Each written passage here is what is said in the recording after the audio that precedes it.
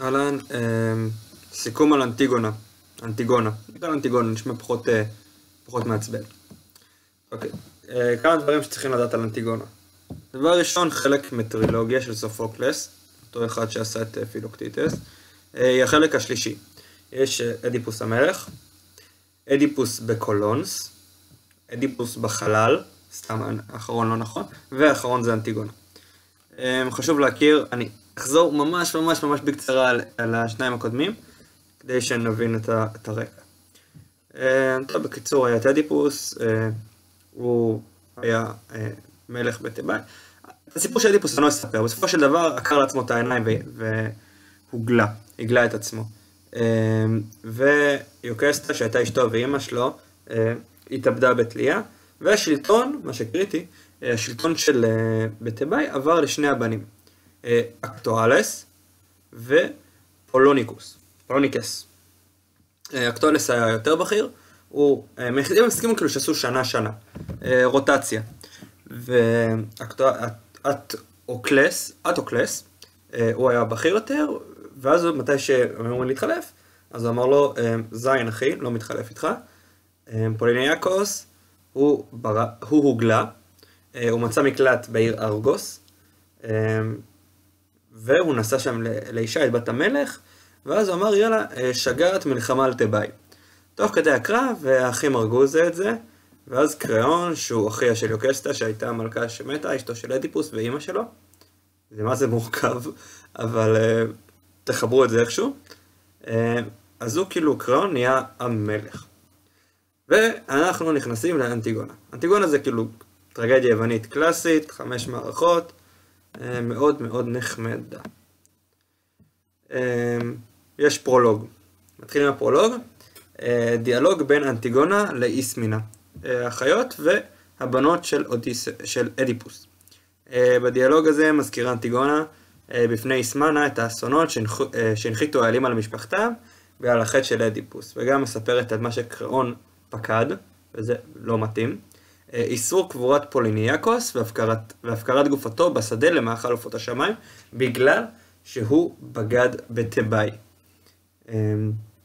וכמובן מי שעובר את הצו נזכל באבנים כי יוון. היה שם כיף. אנטיגונה רואה פקודה אסון נוסף על משפחתם, מספרת לאחותה שהצו נוגד את החוק הדתי של האלים, המחייב את קרובי המשפחה לקבור את המת. זאת אומרת שיש כאן מאבקים בין צו האלים לצו של קריאון, שהוא המלך. מבחינתם ההורים מנצחים, כאילו האלים מנצחים. הם מספרים כאילו על כל מה שסיפרתי לכם קודם, והיא לא מוכנה לשתף פעולה עם אנטיגונה, וטוענת טענה טיפה שוביניסטית, שהאישה חלשה מן הגבר, וטוענת הגיונית, לפיה רק טיפש יתקומם נגד מה שמעבר ליכולתו, נגד מי שחזק ממנו בהרבה. הכוונה היא כרגע לקריאון, כי הוא המלך. אנטיגונה אומרת שאפילו אם היא תרצה לעזור לה, היא לא רוצה, היא הייתה כזאת ססי כזאת, איסמנה בוחרת בחיים, ואחותה לא מוכנה לסגת. זהו ברמת העיקרון, זה התחלה. לאחר מכן מערכה ראשונה, עוד על החיים, עוד על האדם. השירה הזאת באה לפני המערכה הראשונה של אנטיגונה, שני רמזים לרקע של פקודת, אני מניח שזה זה כי לא כתוב, אבל אני מניח שזה זאתי. אנחנו מגלים את הסיבה למתיחות בין האחים. ויש שם גם רמזים לפקודה של קריאון, מה שאמרתי קודם, שאטוקלס נשאל את אחיו פולונוס מן השלטון, ואז פוליניאקוס ברח לארגוס, והשתגע בתיבאי. כאילו הוא עשה שם בלגנים, שני אחים הרגו אחד את השני, וקריאון עלה לשלטון, הוא עלה לשלטון כטירן, כאילו כאדם בעל כוח צבאי, כמו שדיברנו, ולא קיבל את המלוכה בירושה. וכאילו, קריאון מכנס בדחיפות את העם. הוא טוען שירש את קש המלכות בגלל קרבה משפחתית לשני האחים, ומסביר כי בראש ובראשונה הוא נאמן לעיר, ויוצא נגד כל אדם שמעמיד טובת העיר בדרגה שנייה ולא הראשונה. בגלל זה הוא טוען שפולניוס הוא אויב העיר. ואטוקלס, האח הגדול, הוא גיבור תיבאי. וצריך לייחס לו כבוד רב. עכשיו הוא מנהל שיחה בין השומר, השוער מתלבט אם לעשות את זה, כי עליו להביא בשורה רעה.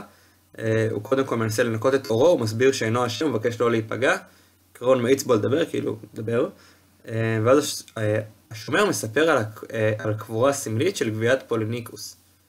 השומרים הוצבו על ידי קריאון, מגלים את אותו דבר, כאילו, אומרים לו עוד אנשים, והוא זה שנבחר להביא לקריאון את הבשורה. עכשיו ראש המקהלה הוא מציע שהאלים עשו את זה. אל תשאלו אותי למה. ומתנגד, וקריאון אומר, אחי, לא, מישהו עשה את זה, לא האלים. והוא יותר מזה, הוא גם אומר שהצו של האלים, שאומר צריך לקבור בני משפחה, מותאם, כאילו תואם את הצו שלו, שאומר שהעיר קודמת לכל. אחר כך התברר כי השיקול הזה שלו הוא סיבה לעימות המרכזי בינו לבין אנטיגונה, מפני ששתי הדמויות האלה למעשה פרשו את חוקי האלים פרשנות שונה. בית הלל בית שמאי כזה, ובגלל זה שניהם מתים, איזה כיף. לא מתים, לא משנה, נחזור על זה אחר כך. כמו כן, קריאון מבין שיש אנשים שמתנגדים לשלטון, ומשוכנע כי הם שחדו תמורת כסף את השומרים. אחר כך הוא כמובן אומר לשומרים שהוא יתלה אותם אם לא ימצאו את העבריין. זה בערך מערכה ראשונה. אחר כך יש עוד שיר, עכשיו זה השיר, על כישרונות האדם והישגיו. האדם הוא יצירה מופלאה ביותר בעולם לפי המקהלה, הוא רב כישרון, יודע לחוש את האדמה, ממציא תחבולות שונות להשתלטות על בעלי חיים ולנצלם ולשימושיו, למד לדבר ולחשוב, עיצב סדרי מדינה, יודע לחמוק מגשם וקור, גילה תרופות למחלות ועוד. רק דבר אחד הוא לא הצליח לעשות, לא למות. אוקיי, תבונת האדם מיוחד במינה ומעשיו חיוביים ושליליים, החיילים שולטים בעניין המוות. אוקיי, זה השיר שהתייחסנו, שכאילו כנראה בשביל להתייחס אליו. המקהלה מגנה את תכונות השחצנות אצל האדם באופן כללי, בלי לרמוז על אדם ספציפי, חטא ההיבריס וכולי. תמונה שנייה, מערכה שנייה. השומר מוביל את אנטיגונה לארמון המלך, המקהלה רואה במעשה של אנטיגונה שגה, כאילו הוא השתגע, יצא מן הדעת. אנטיגונה לא מכחישה שעשתה את המעשה, למרות שהשומר עצוב להוביל אותה לקראת עונשה, הוא קודם דואג לחייו, אז הוא אומר, אחותי, פשוט לכי. קריאון משחרר אותו ואומר לו, כל הכבוד לך. בהמשך יש דיאלוג בין קריאון לאנטיגונה, היא מודה במעשה ואומרת שגם ידעה על צו המלך, למעשה לא התכוונה לבוז למלך, אלא כפי שהיא רואה את הדברים, זה לא צו האלים, וחוק המלך חלש מחוק האלים היציב והעתיק. בחוצפתה הרבה היא מכנה את קריאון טיפש, וקריאון נעלבי. אז הוא אומר, שתמות. כאילו הוא רוצה, הוא מבטיח לה עונש מוות, והוא אומר שהוא לא יחזור לה. כאילו, הוא אומר, כאילו, עונש קשה, למרות שאנחנו משפחה. אנטיגונה אומרת שזה כאילו, מבדר כאילו שזה רק היא, ושאיסמינה אחותה, היא לא תשתתף בקטע הזה של כל המוות הזה. היא ממשיכה להציק לקריאון, זה פשוט להציק לו, זה ממש טיזינג. וקריאון אומר שאנטיגונה חולה, טיפשה משוגעת, ושאיסמינה גם נדבקה ממנה. למרות שאיסמינה מעלה את העובדה שאנטיגונה היא בכלל כלתו של הימון, הבן של המלך, הימון, הוא הבן של קריאון, וקריאון לא נכנע ואף מביע התנגדות לנישואי בנו לאישה הרעה הזאת. איזה שוביניסט עם חר. הוא לועג לה בדבריו וחזרה על סודות רבים שעוד יוכל להימון לחרוש. וואו. מערכה שלישית, אני מודע לזה שהפעם זה ארוך, אבל זה שווה את זה חבר'ה, זה שווה את זה. וואו. מערכה שלישית, דיאלוג בין קריאון להימון, ההימון בהתחלה מתחנף אליו, קריאון, ואז הוא גם אומר כזה, שמע, כולם חושבים שזה תוותר אל האנטיגונה, הוא עושה את משל העץ, שבשעת סופה הוא מכופף את ענפיו, ומשל הספן מכופף את מיתרי מפרסיו בזמן סופה, וכך מציל את האונייה, ואבא שלו אומר לו שזה לא. בשלב הראשון הוא כאילו, הוא משבח את בנו שלא נכנע נשים, ואז אחר כך הוא מבין מה הקטע שזה היה כאילו חנופה, ואומר שהוא לא מוכן ללמוד מפיו של תינוק. לבסוף הוא רואה בהימון חצוף שנכנע לנקבה, וחילוקי הדברים הקשים ביניהם מעמידים את המצב שלהם באור קיצוני והרסני. את עונש מוות לאנטיגונה, אבל הוא משנה לכלא במערה שוממה, עם מעט מזון ומים, כאילו יש תמות לבד, כאילו בעינויים של רעב וצמא. וכאילו לא אני הרגתי אותה. כמובן חושש משפיכת דמים בתוך המשפחה, שזה דבר אסור. ראינו איך זה הלך טוב באגממנון. מקהלה שרה טיפה על אהבה, תמונה רביעית, אנטיגונה במונולוג שבה היא מסובבת למותה, מקוננת על יומה האחרון, שלא תזכה לראות עד שמש, סתם, בכן הייתי מסבירה שהסיבה של הפרת הצו היא שאין תחליף לאח, ושההורים כבר מתו, ושאומרת שהיה נעוף נפשה, בעל אפשר להחליף, אך לא. That's it basically.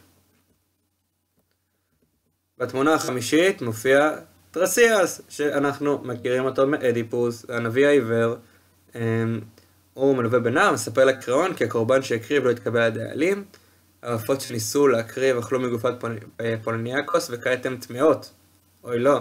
טרסיאס טוען שהוא חייב לתקן את החטא, הוא מסביר כי לכל דבר יש מרפא, ושהעקשנות היא תכונה של טיפש. קריאון לא אוהב שקוראים לו טיפש, אם לא הבנתם את הקטע.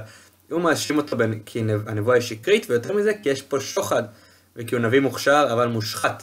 טרסיאס מלווה קטסטרופה את מותו של היימון, כי כופר על רצח אנטיגונה, זה רצח, וחילול כבודו של פוניאקוס, מוסיף שכל תושבי העיר ימרדו נגדו, וכי עליו למתן את עצמו. המקהלה כמובן מאמינה לטרסיאס, כי זה מה שהמקהלה עושה. קריאון יודע ומפחד, קשה לו להיכנע, אבל גם אין לו אומץ לעשות את האסון שעלול לבוא על העיר בגלל חטאו. הוא מוכן לקבל עצות ולא שש לצאת למלחמה עם הגורל, כי זה עבד מעולה לכל הגיבורים עד עכשיו. ראש המקהלה מייעץ לו, א' שחרר את אנטיגונה, ב' לגבור את המת.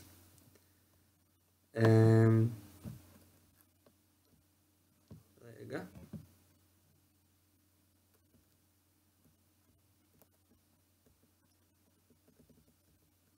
אוקיי.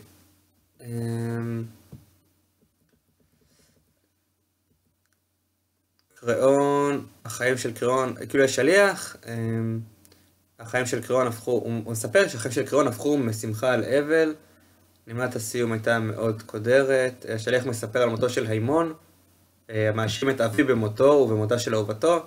השליח מוסיף כי בחיי האדם אין יציבות, והוא עלול להפוך מצב של עושר לשפל והרס גמור. ועוד פעם, גם היימון וגם אנטיגונה, הם שניהם גיבורים טרגיים. קריאון מביע חרטה, בהמשך מופיע אשת קריאון, מספרת על קבורת הפגר ועל מערת הקבר שבה נמצאו האוהבים המתים. את אנטיגונה מצאו תלויה על עינומת הכלה שלה, כאילו תלתה את עצמה, ואת היימון מצאו מתייפח על אובדנו ועל פשעי אביו.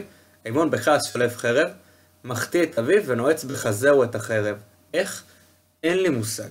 אבל אין לי מושג, כאילו, וזה קרה. הוא מת שאנטיגונה חבוקה בזרועותיו.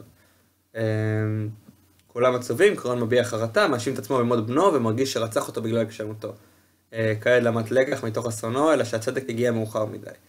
קריאון מאשים את האלים שדחפו קודם לקשיחות, ואחר כך רמסו אותו בשמחתו, לטענתו, האסונות הם נקמת האלים, וגם אשתו ירדיקה מאשימה אותו.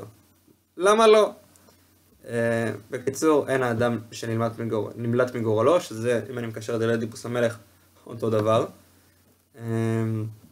שוב, הדילמה המרכזית היא בין צו האלים לצו המלך. אני מרגיש שזה גם ככה ממש ארוך, אז אני אסיים עכשיו. תקראו, זה לא כזה נורא, סופוקלס הרבה יותר מעניין מהאיסקילוס, אל תאמרו לכנרת שאמרתי את זה. וזהו. נתראה בחרא הבא שצריכים לקרוא.